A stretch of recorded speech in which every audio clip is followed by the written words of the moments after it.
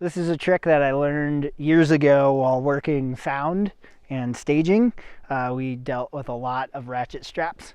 And to clean up this mess, you take it all the way to the end, make sure it's nice and flat, and you roll it up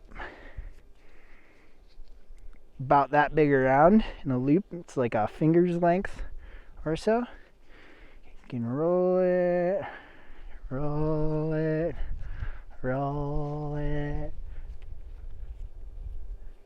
Once you have this loop with about, 5 inches of excess on the end, take the side leading to your ratchet or cleat or whatever it is, and you're going to go through the loop, and then you have this loop which you have pulled through, and then you take your excess that's all wound up and feed it back through, and you're left with this nice clean little bundle. That way you don't have to mess with knots. You don't have to tie it up on the outside of your line. And then when you're ready to tear down, you don't have to mess with any knots or anything. You just take that excess looped part, put it back through your donut, and unwind. Ta-da!